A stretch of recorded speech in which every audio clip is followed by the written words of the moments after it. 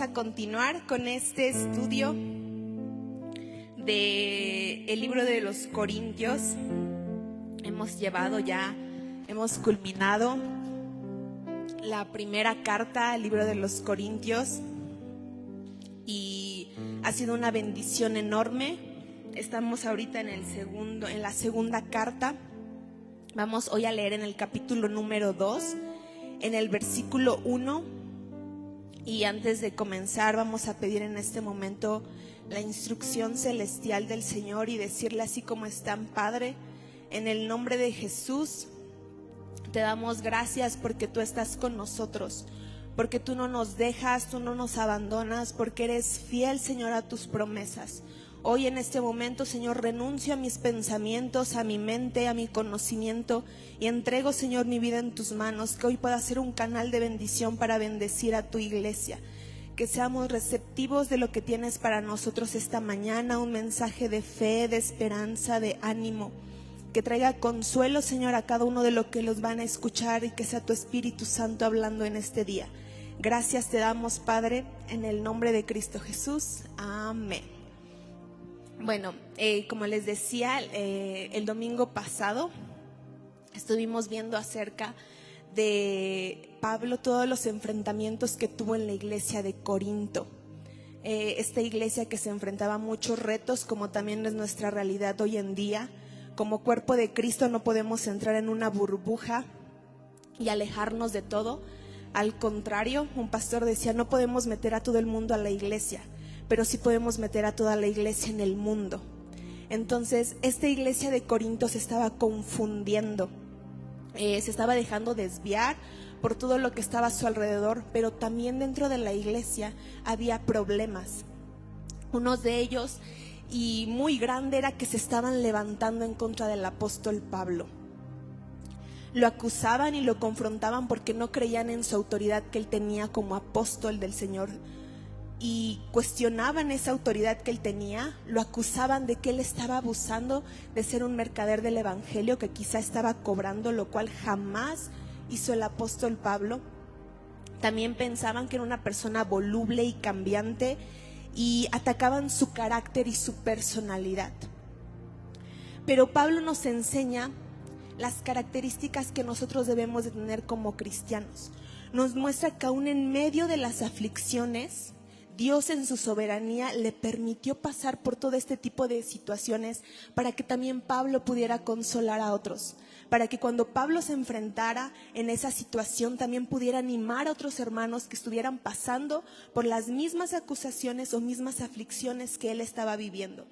Entonces, aunque muchos definitivamente no lo querían como su pastor, como su autoridad al apóstol Pablo, él en medio de eso les escribía la carta a los Corintios, sí, porque a veces él en ese momento era muy difícil trasladarse, no teníamos los medios que ahora tenemos, entonces era muy complicado que Pablo viajara de una ciudad a otra. Era más fácil escribir una carta, y por eso aquí comienza a decir que él había escrito una carta muy severa a esta iglesia por la condición de pecado en la que se encontraban, porque se habían dejado cuestionar e influenciar por todas las prácticas que había en su entorno, y por eso les comienza a dar esta enseñanza. Defiende también su apostolado, pero el primer y el punto más importante que vamos a ver hoy es que Dios ama, protege y respalda el llamado de sus escogidos, y también restaura al creyente que ha pecado. Hoy vamos a aprender cómo Dios respaldó el ministerio de Pablo, cómo Dios respalda a los que llama. Cuando el Señor nos llama a nosotros, viene con una bendición para nuestras vidas, pero también vamos a aprender que cuando alguien ha pecado y alguien ha caído, nosotros como iglesia también se nos ha encomendado ese ministerio para poder ayudar a que otra persona sea restaurada, sea levantada. Vamos a leer, acompáñenme en el versículo número 1 de este capítulo 2 de 2 Corintios. Y dice: esto pues determiné para conmigo, no ir otra vez a vosotros con tristeza, porque si yo os contristo, ¿quién será luego el que me alegre, sino a quien yo contristé? Esta palabra que utiliza aquí Pablo, contristar, lupeo en el griego, que es afligir o causar tristeza. Pablo dice, si yo les causo esta tristeza muy grande, él estaba desanimado. ¿Por qué? Por la actitud que estaba tomando la iglesia de Cristo. Le dolía porque ellos ya eran escogidos de Dios, porque ellos ya tenían que ya no ser niños espirituales, debían de madurar.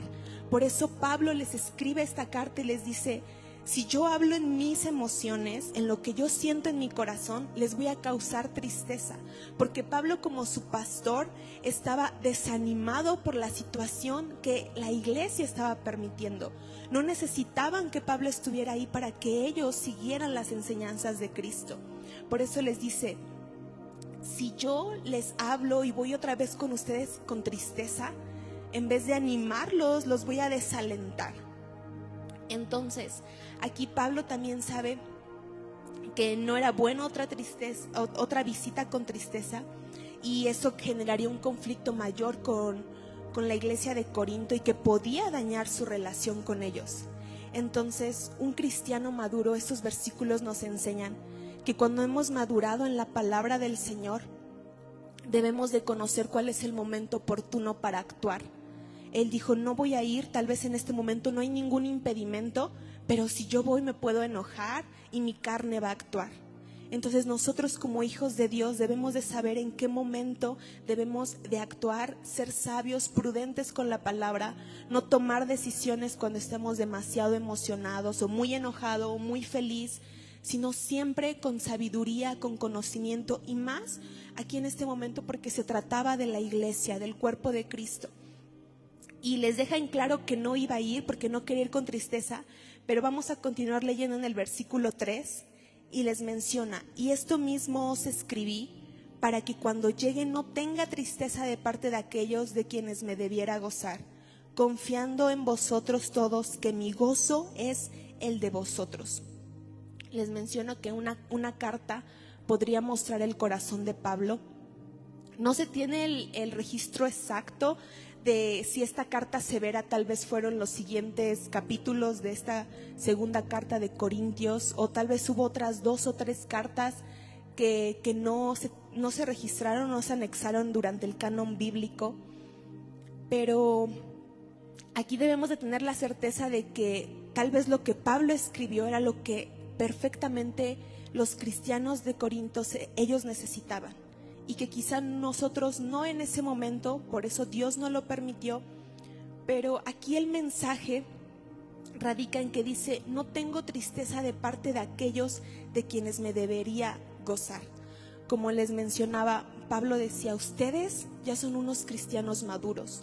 Aquí no se trata de años, de cuánto tiempo llevamos conociendo el evangelio, que ayuda mucho porque eso aún es un reto personal para nosotros, porque si aquella persona que ya lleva 3 años conociendo del ministerio y su actitud sigue siendo la misma que si no lo hubiera conocido, entonces los años no sirvieron de nada, porque no hemos permitido que el Espíritu Santo obre dentro de nosotros.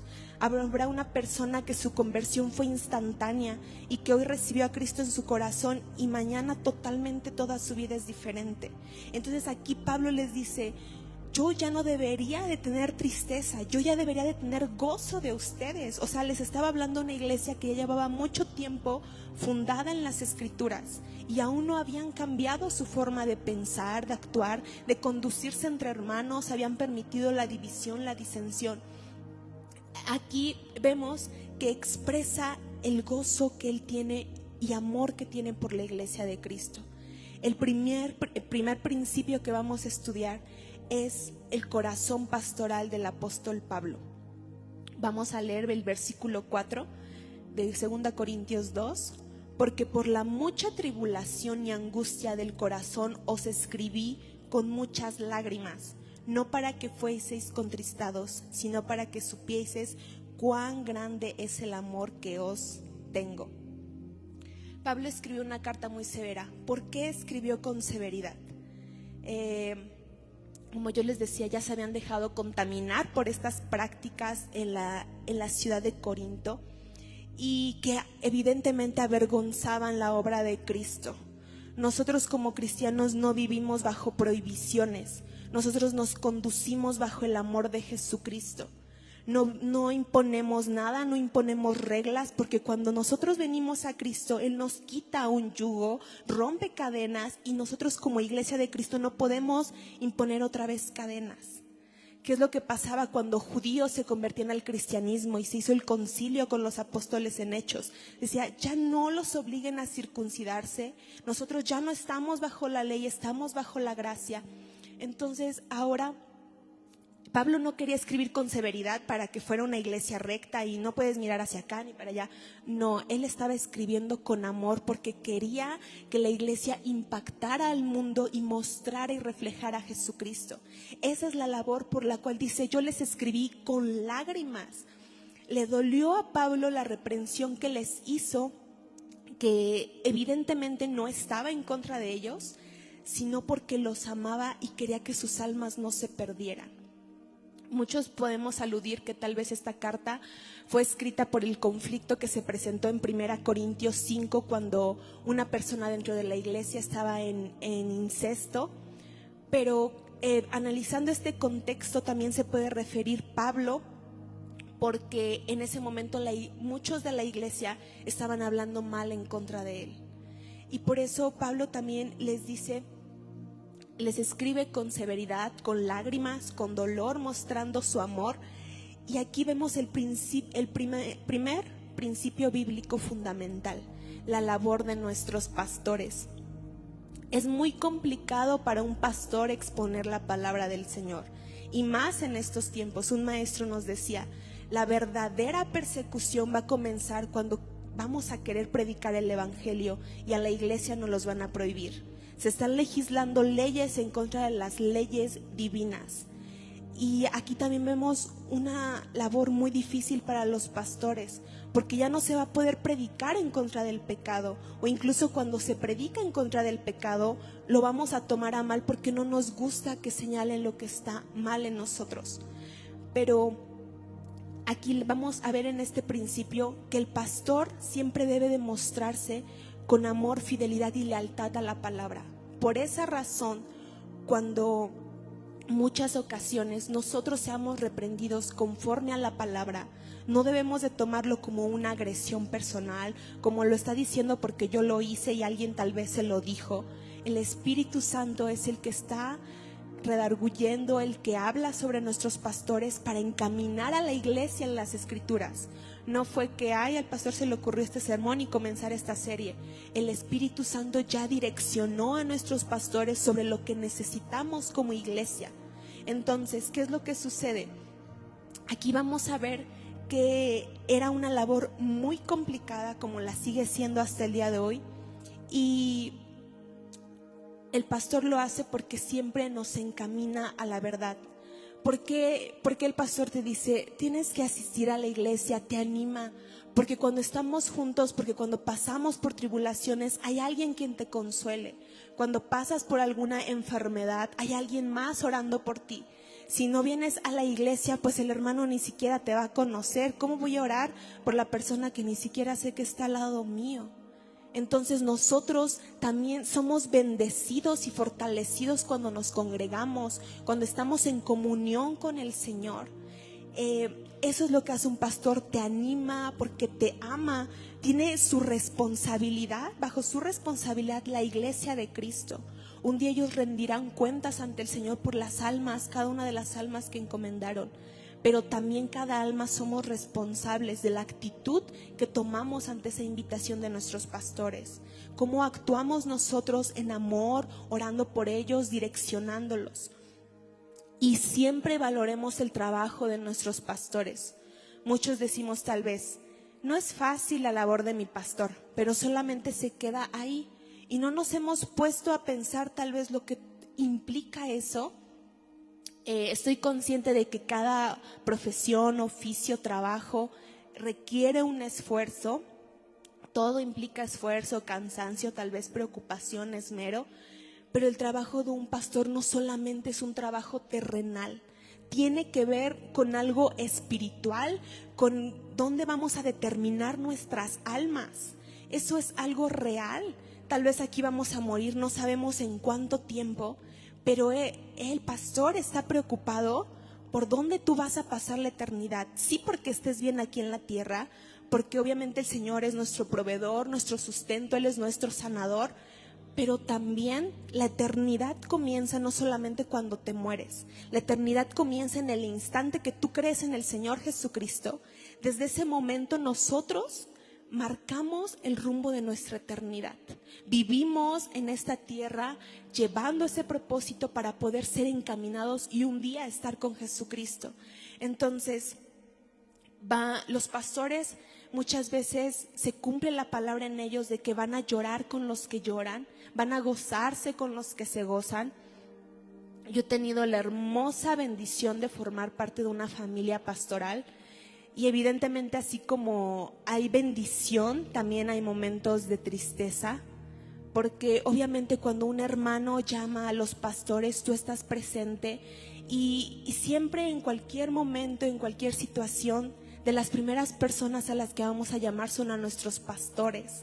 Cuando hay algún accidente, cuando alguien está en un hospital, cuando tal vez va a haber un momento de alegría, de gozo, llamas a los pastores porque son parte de nosotros y queremos que estén en esos momentos con nosotros. Entonces, ¿qué es lo que sucede? La labor del pastor, nosotros podemos observar, sin importar la hora, están al pendiente. Sin importar el momento, vamos, hacemos un tiempo y nos disponemos para el servicio del Señor. Entonces, el pastor siempre se va a procurar auxiliar a la iglesia, auxiliar al cuerpo de Cristo, ver que todo marche bien, que el hermano que tal vez está pasando por una situación, pues entonces voy a estar al pendiente de lo que va a suceder después. Y en nosotros, en gratitud a eso, aquí la iglesia de Corinto estaba causando ese dolor al apóstol Pablo. O sea, imagínense cómo él se sentía en ese momento. Aquellos que les había predicado, que habían conocido el evangelio por el apóstol Pablo, ahora estaban hablando mal en contra de él. Y yo me recuerdo mucho esta historia cuando David estaba siendo perseguido por el rey Saúl. Dice que Saúl estaba airado en contra de David, lo quería matar. Pero ¿qué es lo que hizo David? Cuando tuvo la oportunidad de matar a Saúl, que el Señor, y tal vez Dios lo probó en ese momento, su fidelidad de David, y tenía todo para matar y destruir a Saúl, ¿qué dijo David? Yo no voy a tocar a un ungido de Jehová. Y todos preguntamos, pero si Saúl estaba poseído, ¿cómo actuaba? Ya no estaba la presencia de Dios. Pero David sabía que él había sido un ungido del Señor y que no lo podía tocar. Dijo, yo no lo voy a tocar, jamás habló mal con él, siempre lo respetó su autoridad, su poder que Dios había depositado sobre él. Y aunque David también ya había sido ungido por el Señor, David conocía que el respaldo y la autoridad celestial aún estaba sobre su hijo. Sin importar cómo él estaba actuando Saúl, ahí estaba la bendición del Señor. Y por eso David se abstuvo de hacerle daño al rey Saúl.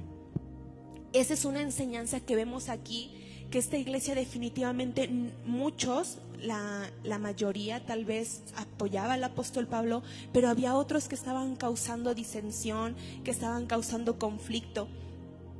Y Pablo les dice, yo les escribo esto para que sepan cuán grande es el amor que les tengo.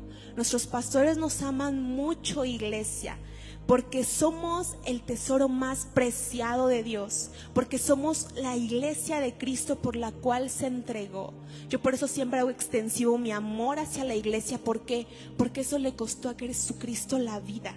Él se entregó por cada uno de nosotros y por eso debemos de amarnos también como cuerpo de Cristo, porque es como si tú dices, yo amo al Señor, pero entonces no actúo mal con otra persona, incluso con los que aún no han conocido del evangelio, con los que aún van a venir.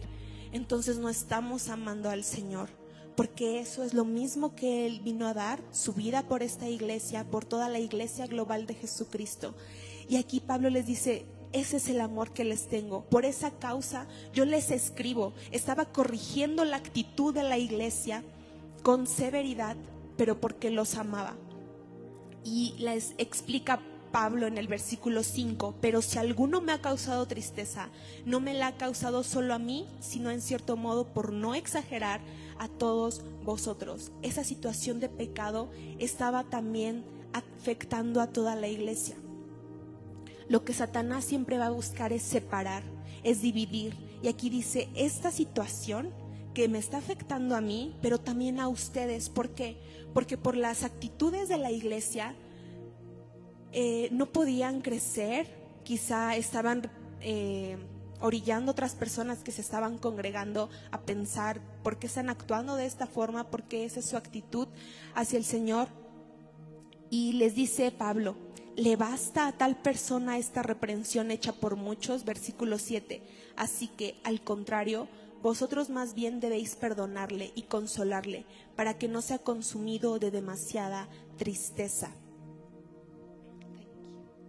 Entonces, ¿por qué dice esto? Dice, le basta a tal persona.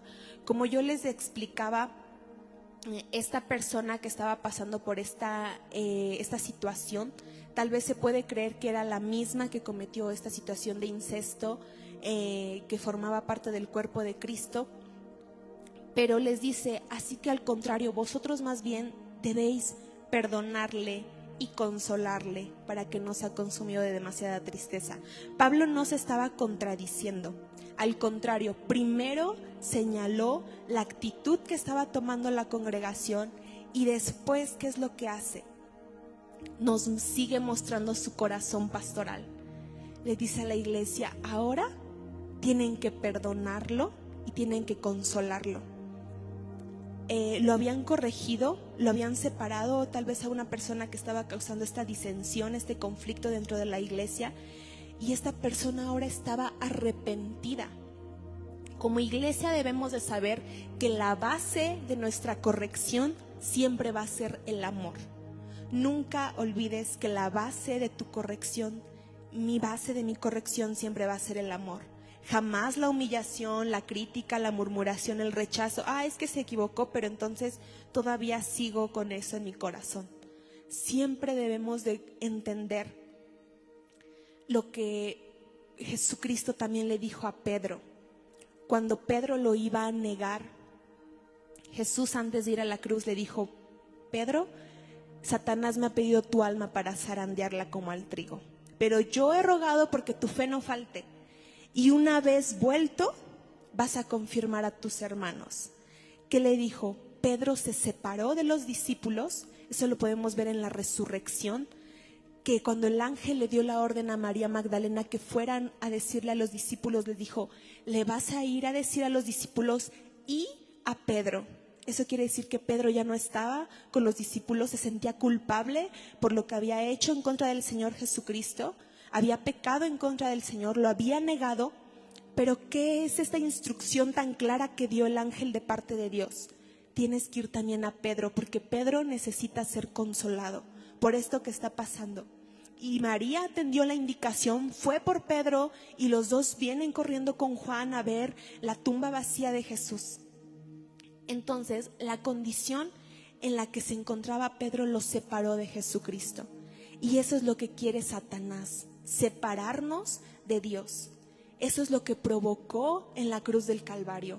En su intento de querer derrotar al Hijo de Dios, Satanás separó a Dios de su Hijo, porque sabía que si se los separaba podía dañar el corazón del Padre. ¿Y cómo se logró esa separación? Por medio del pecado. Cuando Pedro regresó, Cristo lo restaura y le encomienda la gran comisión.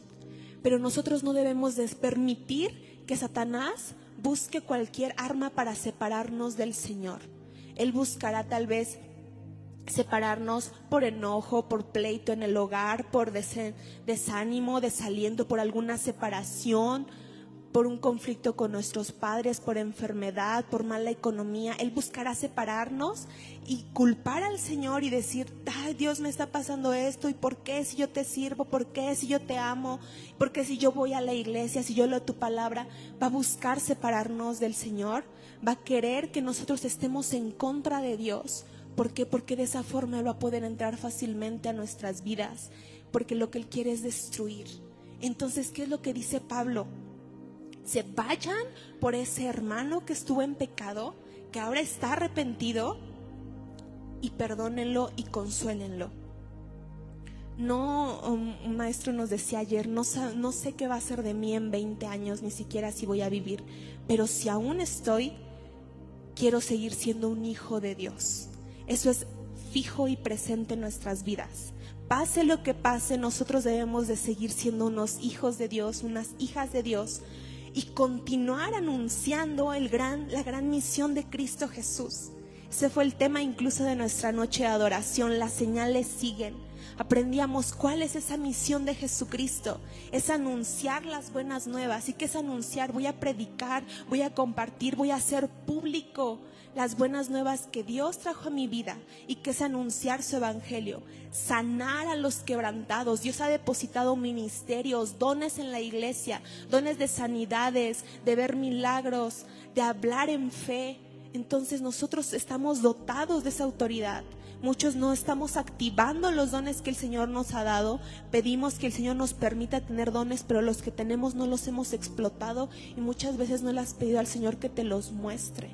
Entonces aquí esa es una misión de ser un hijo de Dios, de no separarse del Señor. Implica también cumplir con la gran misión que Él nos dio. Predicar la libertad a los que están todavía en cautivos, quitar vendas espirituales. Hablamos con gente que no tiene entendimiento de la palabra y por eso no vamos a actuar con odio, sino con astucia. Saber cómo ingresar la palabra del Señor en nuestras pláticas, en lo que hagamos, manteniendo firme nuestra fe, siempre predicando y anunciando la cruz de Cristo en donde quiera que nosotros vamos. Desatar a los oprimidos. Tenemos unos pastores que Dios les ha encomendado este ministerio de la liberación. Nosotros como iglesia inmiscuirnos en este ministerio. Pablo también le decía a los efesios, no ignoren las maquinaciones de Satanás, Efesios 6. Es presente una lucha que tenemos constante y que también nosotros nos tenemos que activar, porque aún hay muchas personas que están siendo oprimidas por enfermedades espirituales, por ataques que solamente son provocados por el reino de las tinieblas. Tenemos esas armas como iglesia, predicar a tiempo y afuera de tiempo, como le instruía Pablo a Timoteo. En todo momento, tú y yo debemos de ser unos puentes de bendición, apoyo a nuestros pastores y ser esos canales por los cuales el reino de Dios se va a expandir. Debemos de reflejar el carácter de Cristo en todo tiempo y lugar. Cuando alguien nuevo llega aquí a casa, recibirlo con amor, con alegría, siempre alabando al Señor, dando gracias a Dios por sus vidas, gozarnos, porque no sabemos a cuánto le costó a una persona llegar nuevamente a los brazos de Cristo. Siempre con ánimo, con alegría, decir al Señor, llegaste en el momento indicado a mi vida, entonces yo también quiero compartir eso con otras personas. Y aquí Pablo, cuando les dice, tienen que perdonar y consolar a este hermano, el perdón, iban a ir más allá del perdón, les estaba encomendando el consuelo. Y el consuelo trata con el corazón y eso ayuda a olvidar. Esta palabra de perdonarle que utiliza el apóstol Pablo quiere decir conceder como favor. Y la palabra consolar, paracaleo, llamar cerca, es decir, invitar, alentar. Les estaba diciendo, invítenlo a que se acerque, anímenlo, que no se separe, que cometió un error, pero que aún Cristo Jesús nos puede perdonar, porque Él dio su vida por amor a nosotros. Entonces, les dice, se ha apartado del Señor, pero no dejen de orar por Él. Esa es la palabra. Conocemos a alguien que se haya apartado del Señor, no dejes de orar por él, que no ha venido a los pies de Jesucristo.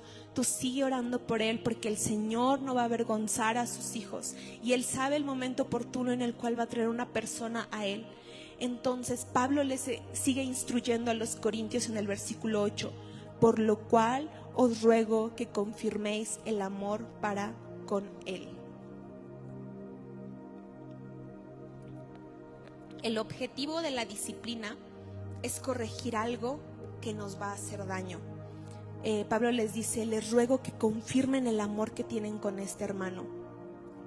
Una de las causas por las que viene la disciplina de parte de Dios para nosotros es para traernos de nuevo a Él. El objetivo que hayan señalado esta falta en este hermano en la iglesia de Corinto era para que volviera a Cristo Jesús. Y esas son unas de los 3 objetivos que yo encontré de la disciplina. Número 1 es recuperar. Jesús es lo que vino a hacer, vino a recuperarnos. Dice, yo vine a buscar y a salvar lo que estaba perdido. Y dio su vida por muchos, sabemos que no por todos. Entonces somos afortunados, porque Él vino a recuperarnos a nosotros. Y eso nos causa gozo, iglesia, nos causa alegría. No es la pasión que nos mueve, porque Cristo Jesús nos vino a recuperar. Y ese también es el objetivo cuando alguien está pasando por un momento difícil.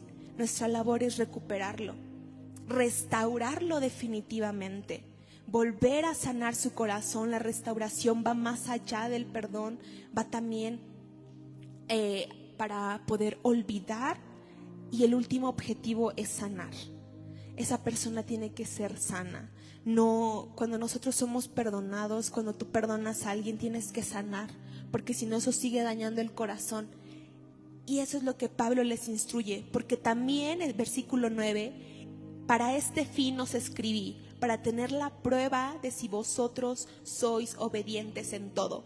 Pablo les dice, ya fueron obedientes cuando actuaron en contra del pecado, tomaron cartas en el asunto en la iglesia, pero ahora quiero ver si también son obedientes en el amor, si son una iglesia que ama, que refleja el amor de Cristo en sus corazones. Entonces Pablo lo estaba haciendo, los estaba instruyendo. Y para terminar estos 2 versículos vamos a leer el 10 y el 11 juntos. Y dice, y al que vosotros perdonáis, yo también, porque también yo lo que he perdonado, si algo he perdonado, por vosotros lo he hecho en presencia de Cristo, para que Satanás no gane ventaja alguna sobre nosotros, pues no ignoramos sus maquinaciones. Introduce el tema del perdón. El perdón de Dios es completo, pero los seres humanos a veces no estamos dispuestos a perdonar. Satanás logra una ventaja en muchos cristianos cuando no perdonamos. Y la falta de perdón, como sabemos, es una de las 7 puertas espirituales por las cuales Satanás intenta entrar a nuestra vida. ¿Qué es lo que provoca? Eso le va a dar derecho legal a Satanás, y esa falta de perdón va a desencadenar un sinfín de más pecados y problemas. Puede traer orgullo, rencor, ira, resentimiento, tristeza, dolor, rechazo. Y ni siquiera en la persona que no has perdonado, en nosotros mismos. ¿Por qué? Porque puedes estar con una persona y decir que se pelearon, ya te perdoné, pero ahí sigue el odio, ahí sigue el rechazo. Cuando hace algo mal, te lo recuerdo, y es que tú eras así. Es que entonces no hemos perdonado. Y eso va a traer más dolor a nosotros, y necesitamos ser más astutos que Satanás. Jesús se los instruyó y dice, tienen que ser astutos como serpientes y mansos como palomas, porque los envío en medio de lobos. Así estamos nosotros, porque lo que Satanás buscaba hacer es dividir al cuerpo de Cristo, estropear la unidad e impedir la pureza en la comunión, sea en la iglesia, sea en la familia, sea en la hermandad, en donde quiera. Eso es lo que busca Satanás, porque sabe que un reino dividido no prevalece. Pero nosotros, hoy el aliento es que nosotros podamos caminar como la iglesia que hemos sido unida en el Señor, y eso reflejarlo ahora en nuestro hogar, en nuestra familia. Quizá ocurrirá una situación inesperada en nosotros, pero en todo tiempo no permitir que Satanás aproveche de cualquier situación, sino es el momento oportuno para regresar a casa. Jamás creer que por lo que cometí, por lo que hice, por lo que pensé, el Señor no me va a perdonar. Ese es el peor error. Claro que no te va a perdonar si no vienes a Él, pero cuando nosotros venimos a Él, Él es fiel y justo para perdonar nuestros pecados. Entonces tenemos que aprender que somos capaces de cometer cualquier pecado. Aquello que otros han hecho, también nosotros somos capaces de cometerlo. Por esa razón debemos de tener un corazón dispuesto para perdonar y pedir perdón. saber que tal vez lo que en un hermano cayó no va a ser para condenación, va a ser para orar por él, porque también Satanás puede tentar a nosotros, también podemos nosotros ser tentados. Animar al que está desanimado, levantar al que está caído, restaurar al que está roto. Y Dios echa en lo profundo del mar todos nuestros pecados. Él ya conocía perfectamente cada pecado que cometeríamos. Para Dios no hay pecados presentes, pasados ni futuros. El pecado es pecado y Él murió por todos, incluso por los que tú y yo no conocemos y que quizá Dios nos guarde, pero podemos cometer. Pero siempre venir a la cruz de Cristo. Y tampoco es un permiso para pecar. Pablo también se los instruyó en los Romanos. Dice, no vamos a pecar para que la gracia abunde. De ninguna manera, porque ¿cómo pecaremos los que estamos en Cristo Jesús? Pero si alguno cae, recordar que tenemos un abogado perfecto delante del Padre, que es Jesucristo. Y Él hoy quiere volver a restaurarnos, arreglar la situación, la relación que tiene, quitar lo que hoy nos quiere separar de Dios. Entonces, aprendimos a amar a nuestros pastores, siempre apoyar su ministerio, estar al pendiente de que si mi pastor necesita algo, él está entregado al ministerio, apoyarlo en todo momento con oración, con ayuno, en respaldarlos en las oraciones cuando van a ir, en las misiones, que se necesita, que se ocupa, incluso aún proveer de las necesidades, porque ellos tienen cuidado de la iglesia. Entonces, y también aprender a restaurar a los hermanos que están pasando por situaciones complicadas. No permitir que Satanás divida a la iglesia, que divida al cuerpo de Cristo, que seamos astutos, activar nuestras alarmas cuando hay un momento de dificultad. En tu casa, no permitir que Satanás gane ventaja en ninguna situación. Siempre decir, ser sabio como Pablo fue. No voy a ir en este momento a la iglesia porque eso me va a causar conflicto. Entonces, de ninguna manera permitir que Satanás gane ventaja y crecer espiritualmente, anunciar el reino de Cristo Jesús. Esa es nuestra misión como iglesia, poder expandir el reino y que Jesucristo sea reflejado a través de nuestra vida. Nuestra vida es tal vez la única Biblia que una persona va a leer.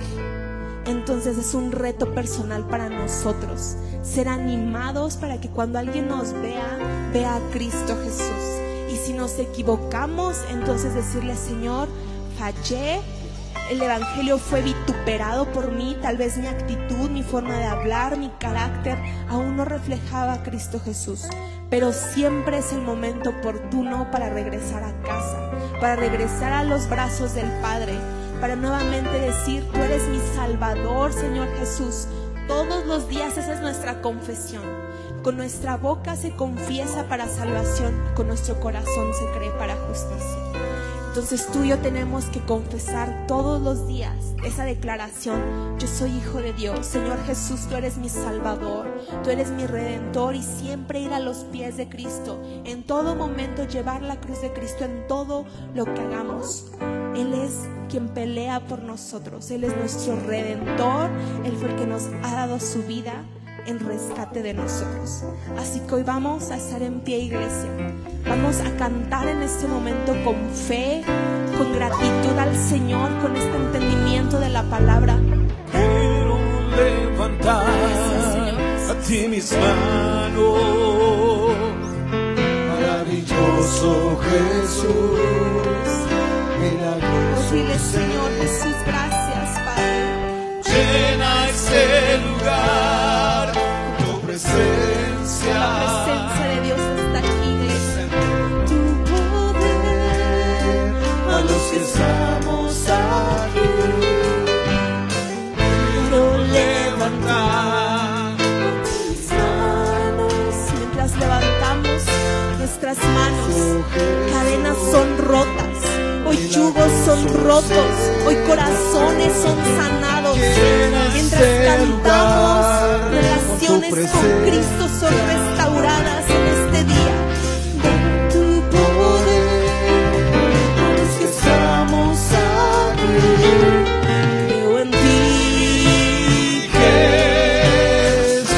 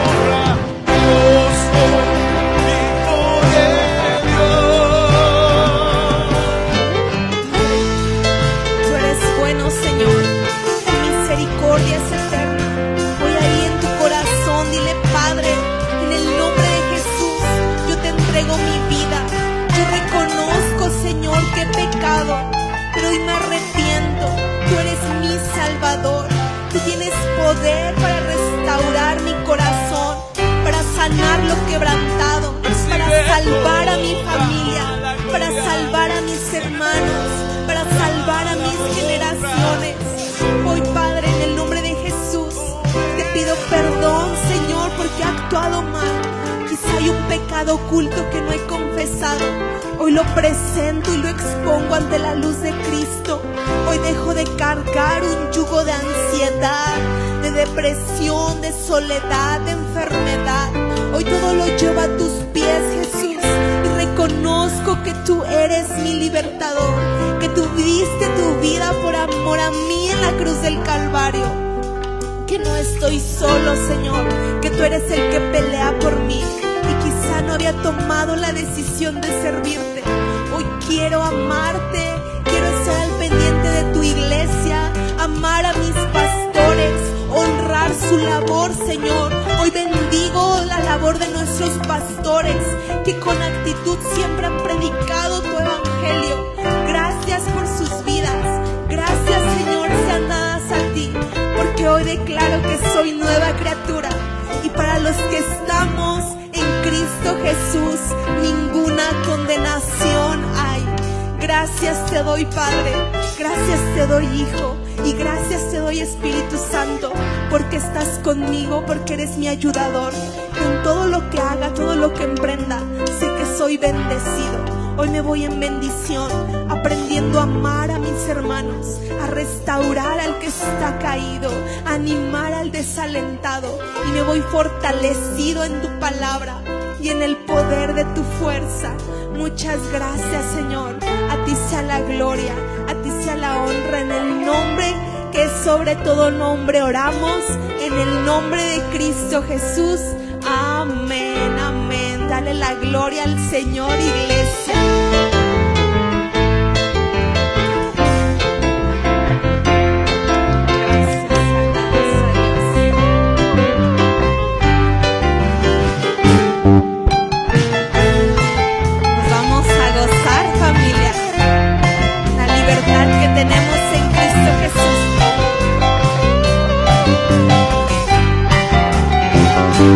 Recibe toda la gloria, recibe toda la honra, precioso Hijo de Dios.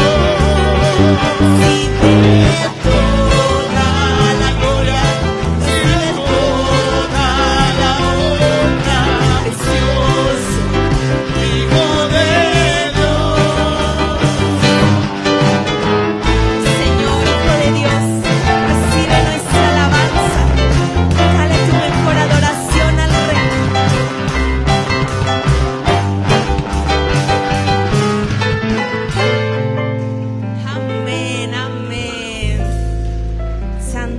bendecidos en el amor de Cristo Jesús, fortalecidos en el poder de su fuerza, sabiendo que el Señor, que todo lo que se produzca en nuestra vida, produce en nosotros un eterno peso para la gloria. Así que Dios los bendiga, muchas gracias, los esperamos en nuestras actividades de esta semana. Que tengan una excelente tarde. Bendiciones, iglesia.